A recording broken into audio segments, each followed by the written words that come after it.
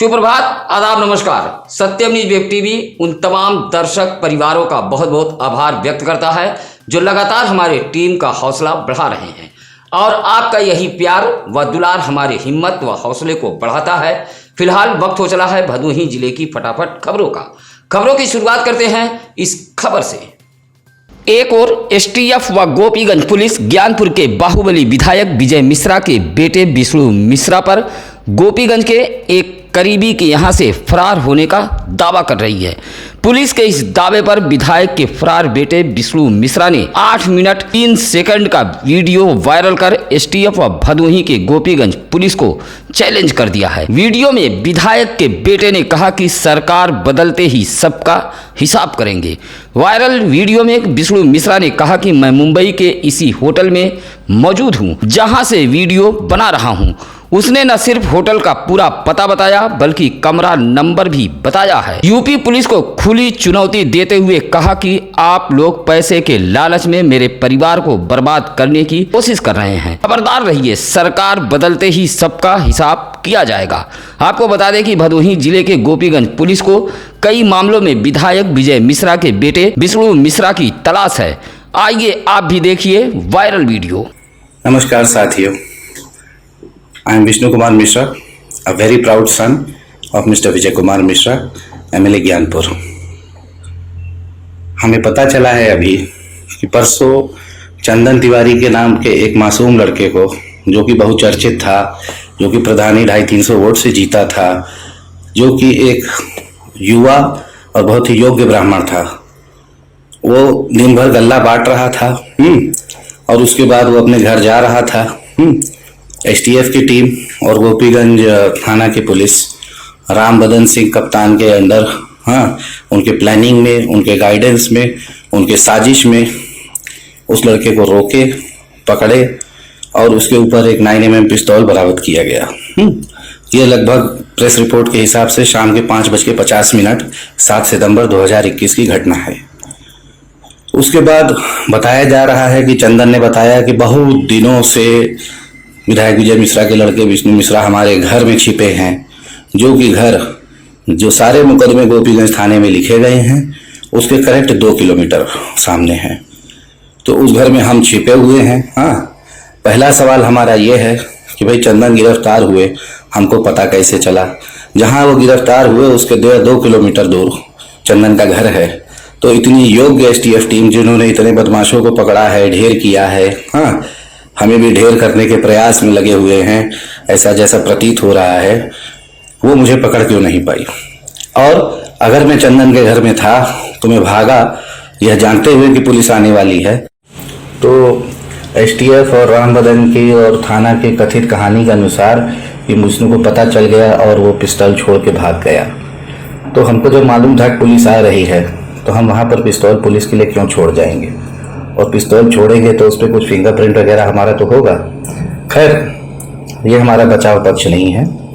आज 9 तारीख है, लगभग 12 बज रहे हैं। हम महाराष्ट्र के मुंबई शहर के एक होटल में हैं और इस होटल में तकरीबन 7 तारीख को 11 बजे, यदि एसटीएफ ने मुझे 5:30 बजे चंदन के घर में देखा है ज्ञानपुर में, तो आज भी हिंदुस्तान में कोई ऐसी सुविधा नहीं है कि हम 11-12 बजे इस होटल में पहुंच सके उसी दिन। ये रहा होटल का नाम, आप बाकायदा देख सकते हैं। और क्या कहते हैं, यहाँ मैंने अपने आईडी से चेक इन किया है, बिल हम यहाँ से ले रहे हैं। तो हम होटल का नाम अगले फोटो में दिखा देते हैं। यहाँ से जब चेकआउट करेंगे उसका भी वीडियो देंगे, बिल लेते हुए का भी वीडियो हम अपना खींच लेंगे और यहाँ पर कैमरा लगा हुआ है। तो सवाल ये है कि राम बदन सिंह और एसटीएफ ऐसा क्यों कर रहे हैं? ये फर्जी मुकदमा क्यों लगाया जा रहा है कि विष्णु मिश्रा के पास एक 9mm पिस्टल वो छोड़ के चले गए? इसका सारा मकसद ये है कि जब मैं सरेंडर करूं, जब मैं गिरफ्तार हूं, तो हमसे वो पुलिस इंटरोगेशन या पुलिस रिमांड का परमिशन जज से मांग सकें। एक बार जब वो मांग लेंगे तो उन्हें कोई पूछताछ नहीं करनी है। ये सब लोग अपराधियों से जुड़े हुए हैं, हमारे परिवार को बर्बाद करने के लिए करोड़ों रुपया इकट्ठा हो रखा है। तमाम असलहे लैस जो खरीदे गए थे, जो मेरे पिता को मारने के लिए, जो हमें मारने के लिए, जो शूटर हमको नहीं मार पाए, चाहे वो राकेश पांडे हो, चाहे विनय पांडे हो, जो भी हो, हम इतना नहीं जानते हैं। जब वो काम नहीं कर पाए तो उनका एनकाउंटर कर दिया गया। और वो सारा हथियार का जखीरा मतलब हमारे पास से निकला है या हमारे बताने पर निकला है, यही इनका लक्ष्य था। और यह बात जो हमारे मतलब खिलाफ के लोग हैं, ये हमारे सभी लोग को ललकार चुके हैं कि जिस दिन विष्णु मिश्रा आएंगे, चाहे सरेंडर चाहे पकड़ाएंगे, तो हथियारों का जखीरा उनके नाम खिलाफ दिखाया जाएगा ताकि ताड़ा लग सके। भदोही की जनता को मैं कहूँगा कि इससे पहले भी ऑडियो वायरल हुए थे हमारे चचेरे और बहुत प्रेम पूर्वक भाई मनीष चंद्र मिश्रा और रामबदन सिंह कप्तान के, जिसमें मनीष मिश्रा कहते हैं कि अब कृष्ण मोहन टूट गए हैं और अब ये लोग रोड पर आ जाएंगे, मामला 50-100 करोड़ रुपए का है। और रामबदन ने क्या कहते हैं कि उसमें हामी दी। मनीष मिश्रा वैसे भी रामबदन से तमाम ऑडियो टेप निकला है। मनीष मिश्रा बहुत बड़े अपराधी हैं। उनके बेटे का ऑडियो रिलीज हुआ था जिसमें लगभग 3:17 पर उनके बेटे ने स्वीकारा कि AK-47 क्या कहते हैं मनीष मिश्रा ने चलाया है। तो ये सब बातों को गौर करें कि कौन सा सामान कहां से आकर किस साजिश से किसके नाम बरामदगी दिखाई जा रही है। आदरणीय chief justice of India, chief justice high court माननीय योगी आदित्यनाथ जी, हम आप तीनों को इस बात का से गौर कराएंगे कि जब कोई व्यक्ति महाराष्ट्र मुंबई शहर में 7 तारीख को 11 बजे 12 बजे है और जिस जगह से हम निकले हैं वहां का भी कैमरा हमारे पास पड़ा है, जब हम वहां थे ही नहीं चंदन के घर में और कभी नहीं गए। और ये एकदम बेतुकी बात है कि भाई जिसके नाम 82 का क्या कहते हैं कि वारंट हो या कोर्ट की अवहेलना हो, वो आदमी जहां FIR लिखा है वहां से 2 किलोमीटर दूर क्यों रहेगा। इस सब को मद्देनजर रखते हुए रामबदन सिंह जी और STF, आपको तो मैं खबरदार बोलूंगा, जितना गलत सही कर सकते थे आपने कर दिया। जिस दिन भी हो सका, जब भी कोर्ट सुनने को तैयार होगी, जब भी सरकार बदलेगी, हम आपके खिलाफ इंक्वायरी करेंगे। और कोई आपकी प्लानिंग हो और कुछ करना है आपको, सीधा सीधा नंगे हो गए हैं आप, सीधा सीधा झूठ आपका साबित हो गया है। भदोही की जनता, ज्ञानपुर की जनता को गुमराह करना बंद कर दीजिए। हमें नहीं मालूम विजय मिश्रा ने आपका क्या बिगाड़ा है। हम इतना जानते हैं कि उनका पुत्र होने की वजह से और पैसे की लालच में आप लोगों ने ये सब काम किया है। तो जितने भी अपने आप को इन्वेस्टिगेटिंग ऑफिसर समझते हैं, जितनी भी हिंदुस्तान की एजेंसीज हैं, जितने भी पत्रकार हैं, हम आपको वेलकम करते हैं कि आए महाराष्ट्र मुंबई इस होटल में। होटल का नाम श्री श्लोक रेसिडेंसी है, जय अम्बे नगर, चेड़ा नगर, मानखुर्द लिंक रोड, चेंबूर, मुंबई 400089। यहाँ आवे और वेरीफाई करें कि 7 तारीख के रात से लेकर आज 9 तारीख की सुबह तक विष्णु मिश्रा यहाँ उपस्थित हैं। यदि यहाँ उपस्थित हैं तो वहाँ चंदन के घर में नहीं थे। अगर चंदन के घर में नहीं थे तो कोई पिस्तौल हम छोड़ के नहीं गए हैं। अगर थोड़ी भी, ये रही कमरे की चाबी, कमरा नंबर 106, होटल श्री श्लोक रेसिडेंसी। 7 तारीख तक इतने लोग आते हैं। तो भाई और बहनों और जितने लोग देखना चाहे, ये रहा होटल, ये रहा हाईवे, ये रहे चेकआउट करते हो।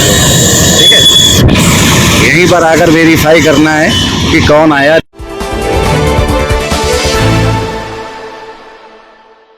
भदोही जिला विधिक सेवा प्राधिकरण द्वारा शनिवार को आयोजित लोक अदालत का शुभारंभ जनपद न्यायाधीश विजेंद्र कुमार शैलत ने मां सरस्वती की प्रतिमा पर माल्यार्पण व दीप जलाकर शुभारंभ किया है। यह जानकारी प्रभारी सचिव जिला विधिक सेवा प्राधिकरण व CD जज आरिफ अहमद अंसारी ने दी है। लोक अदालत में निस्तारण के लिए कुल 25,880 मामले चिन्हित किए गए थे, जिसमें 24,210 मामलों का निस्तारण हुआ है। आपराधिक मामलों में 52,20,020 रुपये, सक्सेशन मामलों में 91,31,492 रुपया व बैंक के प्री लिटिगेशन मामलों में 2,89,19,837 रुपया वसूला गया है। मामलों के निस्तारण में न्यायाधीश वाणी रंजन अग्रवाल परिवार न्यायालय, अपर जिला जज प्रथम प्रकाश नाथ श्रीवास्तव, अपर जिला जज द्वितीय आनंद प्रकाश, मुख्य न्यायिक मजिस्ट्रेट साबिहा खातून आदि न्यायाधीश मौजूद रहे। साथ में जिला विधिक सेवा प्राधिकरण के बाबू महेंद्र कुमार भी मौजूद थे।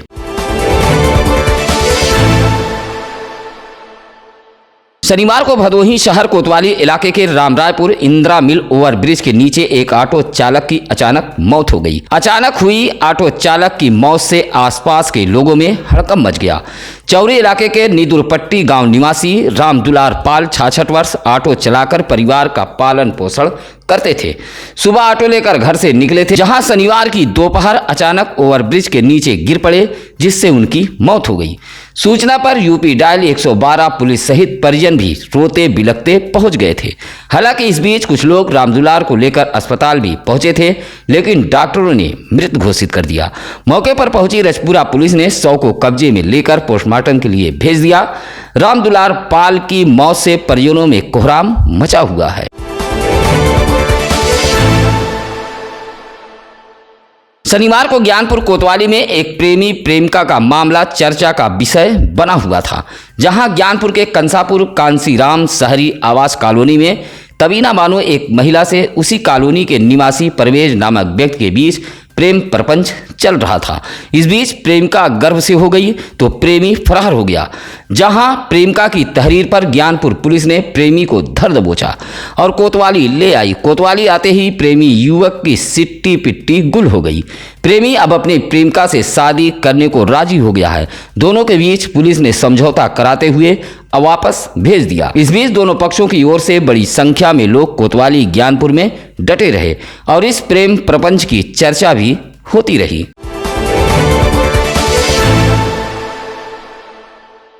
गोपीगंज इलाके के अमवा माफी गांव में एक नीलगाय का आतंक लगभग 3 घंटे तक कायम रहा। बौखलाई एक नीलगाय जब गांव में घुसी तो जो भी सामने आता उसे घायल कर देती थी। नीलगाय के हमले से जवाहिर लाल यादव, रामराज यादव, विनोद यादव व उनकी पत्नी घायल हुई है। गांव में लगभग आधा दर्जन लोग नीलगाय के हमले से घायल हुए हैं। 4 पशुओं पर भी नीलगाय ने हमला किया है। जब नीलगाय का आतंक काफी बढ़ गया तो अमवा माफी गांव के लोगों ने इसकी सूचना यूपी डायल 112 पुलिस को दी। पुलिस ने भी नीलगाय को काबू करने का काफी प्रयास किया, लेकिन नीलगाय ने पुलिस को भी लपेट लिया। जान बचाकर पीआरबी पुलिस भाग खड़ी हुई। उसके बाद किसी तरह घेरकर नीलगाय को पानी भरे तालाब में पहुंचाया गया। तब जाकर पुलिस ने नीलगाय को बाहर निकालकर काबू में किया। काफी देर तक गांव में अफरा तफरी व हड़कंप मचा रहा। काली नगरी भदोही में श्री गणेश पूजन उत्सव का आगाज हो गया है। भदोही, नई बाजार, गोपीगंज, ज्ञानपुर, सुरियामा, औराई, चौरी, सीतामढ़ी, ऊज, कोइरवना सहित शहरी व ग्रामीण क्षेत्रों में प्रतिमाएं स्थापित हो गई हैं, तो कहीं स्थापना की तैयारी चल रही है। काली नगरी भदोही गणपति बप्पा मोरया के नारों से गूंजने लगा है, जहां ग्रामीण इलाकों में भी पंडाल सजाकर प्रतिमाएं स्थापित की गई हैं। भदोही शहर के हरियाव बिंद बस्ती में भी गणेश पूजन उत्सव की धूम देखी गई। इसी तरह सुरियामा के पूरे दमन बसवरिया गांव में भी प्रतिमा स्थापित की गई है। लोगों ने गणेश पूजा उत्सव पर विद्युत व्यवस्था में सुधार किए जाने की मांग की है।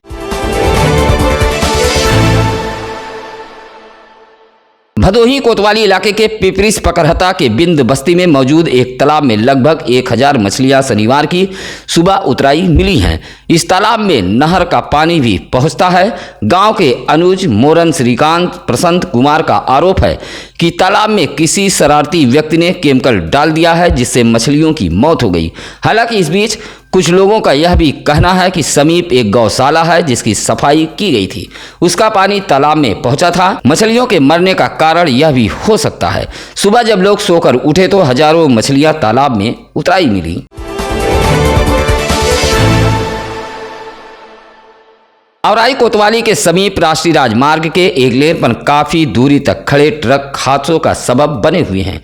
इन ट्रकों में भिड़ने से अक्सर किसी न किसी वाहन सवार की जान चली जाती है। इसके बाद भी प्रशासन इस ओर ध्यान नहीं दे रहा है। आपको बता दें कि औराई पुलिस चेकिंग के दौरान व पशुओं से लदे बड़े बड़े ट्रकों को पकड़कर कार्रवाई करते हुए ऐसे ट्रकों को राजमार्ग के किनारे खड़ी कर देती है।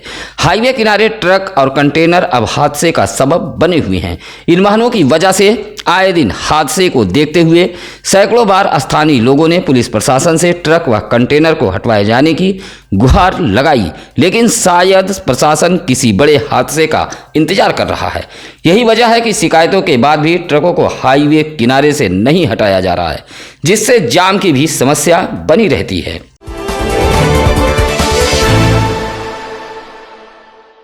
शनिवार को गोपीगंज नगर पालिका परिषद की अधिशासी अधिकारी अमिताभ सिंह ने नगर के राष्ट्रीय राजमार्ग किनारे ठेला, खुमचा, फल सब्जी की दुकान लगाने वाले पटरी दुकानदारों के साथ बैठक की है। आपको बता दें कि इन गरीब पटरी दुकानदारों को आए दिन जाम के नाम पर उजाड़ दिया जाता है, लेकिन अब उन्हें चिन्हित स्थानों पर दुकान लगाए जाने की अनुमति दे दी गई है। कहा कि सड़क किनारे कवर्ड नाले पर सभी पटरी दुकानदार अपनी अपनी दुकान लगाएं, जिससे जाम की समस्या से भी लोगों को निजात मिलेगी। इस मौके पर मंगला पांडे, शीला देवी, मोहम्मद ताज, दिनेश, सरोज आदि मौजूद रहे।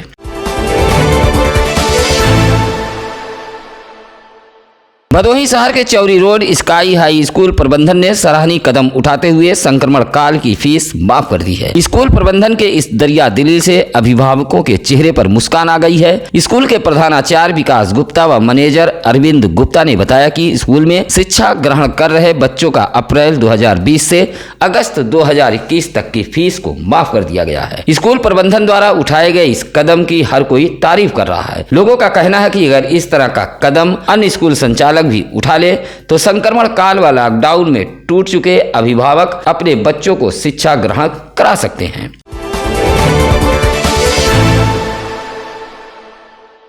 शनिवार को भदोही जिले में आयोजित थाना दिवसों पर जिले के कुल 9 थानों पर 101 मामले पहुंचे थे, जहां 15 मामलों का निस्तारण किया गया है। पुलिस अधीक्षक कार्यालय के मुताबिक जनपद के चौरी, भदोही, सुरियामा, दुर्गागंज, ज्ञानपुर, गोपीगंज, औराई, कोयरौना उस थानों पर थाना दिवस आयोजित किया गया था, जहाँ कुल 101 फरियादियों ने अपनी फरियाद रखी, जिसमें 15 मामलों का निस्तारण कर दिया गया। भदोही कोतवाली में एसडीएम आशीष कुमार मिश्रा, शहर कोतवाल विजय प्रताप सिंह व कानून गो वेद प्रकाश, जितेंद्र प्रसाद श्रीवास्तव, लेखपाल सिद्धनाथ, त्रिशुन कुमार यादव, अनुराग चौधरी सहित धौरारा, भदोही, रसपुरा मोड़ इलाके के पुलिस चौकी इंचार्ज भी मौजूद रहे। इसी तरह ज्ञानपुर में सीओ अशोक कुमार व इंस्पेक्टर सत्यनारायण मिश्रा ने फरियाद सुनी है। गोपीगंज में तहसीलदार औराई देवेंद्र कुमार यादव, इंस्पेक्टर के सिंह, लेखपाल अमरेश पांडे, रमाशंकर पाल आदि मौजूद रहे। थाना दिवस पर अधिकतर मामले राजस्व से संबंधित पहुंचे थे।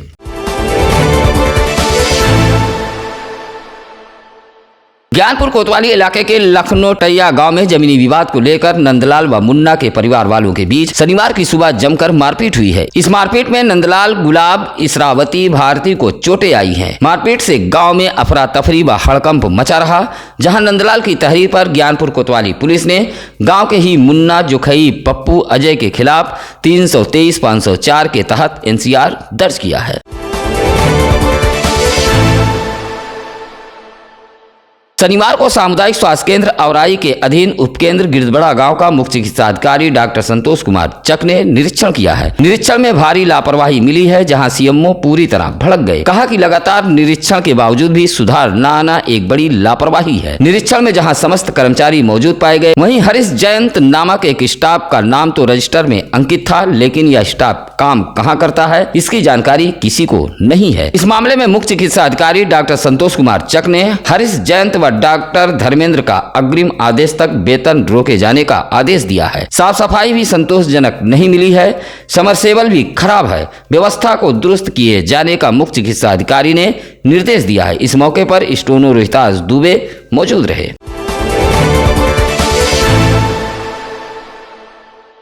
भदोही भाजपा विधायक रविन्द्रनाथ त्रिपाठी से भदोही खंड विकास कार्यालय में आयोजित एक कार्यक्रम के दौरान निवादा कला ग्राम प्रधान दिनेश पाठक ने मुलाकात करते हुए ग्राम सभा की जर्जर सड़क को बनवाए जाने की मांग की है। ग्राम प्रधान की मांग पर विधायक रविन्द्रनाथ त्रिपाठी ने जर्जर सड़क को बनवाए जाने का भरोसा दिलाया है। शनिवार को भदोही शहर के श्री इंद्र बहादुर सिंह नेशनल कॉलेज में आजादी के अमृत महोत्सव पर एनसीसी के सीनियर और जूनियर डिवीजन के छात्रों की ओर से एक जागरूकता कार्यक्रम का आयोजन किया गया था। इस कार्यक्रम में मुख्य रूप से एनसीसी अफसर रविंद्र कुमार मिश्रा मौजूद रहे। उन्होंने बताया कि आजादी के अमृत महोत्सव वर्ष के रूप में मनाया जा रहा है। इसी कड़ी में भदोही के एनसीसी छात्रों द्वारा फिट इंडिया फ्रीडम रन के तहत इस कार्यक्रम का आयोजन किया गया था। इस कार्यक्रम में एनसीसी के छात्रों ने योगाभ्यास ड्रिल करने के साथ दौड़ लगाई। एनसीसी अफसर ने बताया कि इस कार्यक्रम का उद्देश्य बच्चों को शारीरिक रूप से चुस्त दुरुस्त बनाना है। अभोली विकासखंड के उच्च प्राथमिक विद्यालय रामनगर में शनिवार को एक विदाई समारोह का आयोजन किया गया था। इस विदाई समारोह के मुख्य अतिथि खंड शिक्षा अधिकारी अनिल कुमार सिंह रहे। कार्यक्रम की अध्यक्षता ग्राम प्रधान राकेश पेंटर ने की है, जहां कला अनुदेशक दयाशंकर सरोज का सहायक अध्यापक पद के लिए मिर्जापुर तबादला हुआ है। कार्यक्रम में अनुदेशक को विदाई दी गई, जहाँ अनिल सिंह नरेंद्र कुमार मिश्रा ने अनुदेशक को मां सरस्वती की प्रतिमा देते हुए विदाई की है। इस मौके पर उदय भान सिंह, जावेद अहमद, धनंजय गुप्ता, प्रमोद कुमार आदि मौजूद रहे।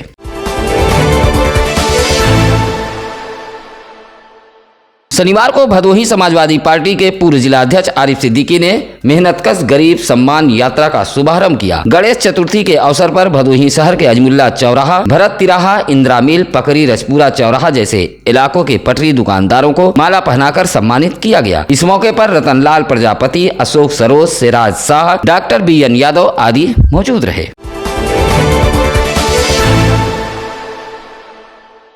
मनाए जा रहे अमृत महोत्सव के तहत शनिवार को युवाओं ने आजादी की दौड़ लगाई और सशक्त भारत का संकल्प दोहराया है। शनिवार की सुबह शहीद स्मारक जीआईसी मैदान से हरी झंडी दिखाकर महोत्सव का शुभारंभ किया गया, जहां प्रमाण पत्र वितरित कर प्रतिभागियों का हौसला भी बढ़ाया गया है। इस कार्यक्रम में नेहरू युवा केंद्र संगठन के उपाध्यक्ष दिनेश प्रताप सिंह मौजूद रहे। महोत्सव में कुल 120 प्रतिभागियों ने भाग लिया। इस मौके पर भाजपा नेता अखंड प्रताप सिंह, नायब बिंद अखिलेश्वर प्रताप सिंह आदि मौजूद रहे।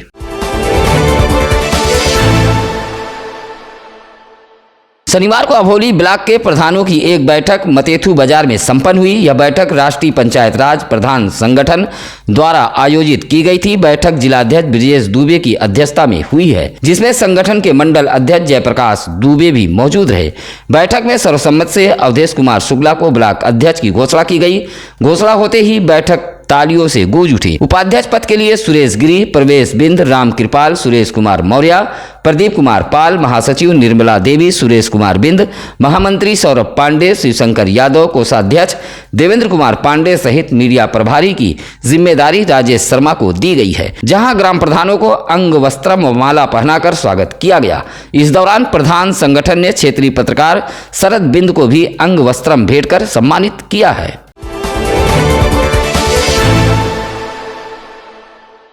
– 2022 के विधानसभा चुनाव में भारतीय जनता पार्टी की एक बार फिर से जीत का पताका फहरा सके, इसलिए भाजपा के राष्ट्रीय अध्यक्ष जेपी नड्डा द्वारा शनिवार की शाम 4 बजे बूथ विजय अभियान का शुभारंभ किया गया। इसका प्रसारण भदोही जिले के बूथों पर लाइव किया गया है, जहां भदोही विधानसभा मोड़ मंडल के बूथ संख्या 207 पर खुद भदोही विधायक रविन्द्रनाथ त्रिपाठी ने बूथ कार्यकर्ताओं के साथ बैठक कर राष्ट्रीय अध्यक्ष का लाइव प्रसारण सुना है। इस दौरान 2 दर्जन से अधिक की संख्या में भाजपा के कार्यकर्ता मौजूद रहे। कार्यक्रम समाप्ति के बाद विधायक भदोही ने कार्यकर्ताओं को जीत का मंत्र भी दिया है। इस मौके पर दीपक पाठक, महेंद्रनाथ पांडे, पप्पू दीक्षित, रामकृष्ण यादव मौजूद रहे। अपनी समस्याओं को लेकर आप हमारे सिटी कार्यालय पर भी आ सकते हैं। साथ ही संपर्क के लिए लगातार हम चैनल पर नंबरों को फ्लैश कर रहे हैं। हमारे सिटी कार्यालय का पता है भदोही शहर का चौरी रोड, बाजार सरदार खान। आपके स्वागत के लिए हमारी टीम बैठी हुई है। इसी के साथ आइए अब जान लेते हैं आज क्या कुछ है ज्ञानी पंडित जी में। आज 12 सितंबर 1931 को महात्मा गांधी गोलमेज सम्मेलन में शामिल होने के लिए लंदन पहुंचे थे। इसी के साथ हमें दीजिए इजाजत। नमस्कार, आदाब।